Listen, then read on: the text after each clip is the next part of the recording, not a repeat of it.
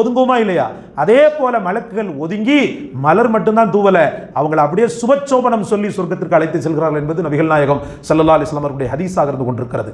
இந்த பாக்கியத்தை நாம பெறணும்னு சொன்னா மன்னிக்கிறதுன்றது ஒரு பெரிய அளவுக்கு கசப்பு தான், கசப்பு மருந்து தான்.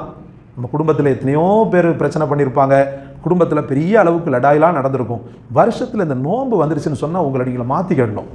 உலகத்தில் நான் யார்கிட்டையும் பேசாம இருந்ததில்லைன்ற ஒரு நல்ல பெயரோட ஒரு ஜனாசா அந்த உலகத்திலிருந்து போகுதுன்னு சொன்னா அந்த ஜனாசா தான் புனித உடல். சகோதரர்களே, என்னுடைய ஜனாசாக்கு ஊர்ல இருந்து உலகத்திலிருந்து பட்டி தொட்டி அனைத்திலிருந்தும் என் ஜனாசாவுக்கு வர வேண்டும் என்று எவன் ஒருவன் வாழ்ந்து கொண்டிருக்கிறானோ அவனே வெற்றியாளன். ஓ ஜனாசுக்கு நான் வரமாட்டேன், ஏன் ஜனாசாக்கு நீ வராத என்ற பகமையுணர்ச்சியோடு வாழ்பவர் அன்பிற்குரியவர்கள் அது சிறந்தது கிடையாது. சகோதரர்களே, ஒவ்வொரு ஆத்மாக்களின் அன்பை நாம் பெறுவதற்கு வேற ஒன்றும் பாரதூரமாக நீங்கள் பெரிய சேவையெல்லாம் செய்யணுன்ற அவசியமே இல்லை. அவங்களால ஒரு சின்ன துன்பம் உங்களுக்கு ஏற்பட்டுச்சுன்னு சொன்ன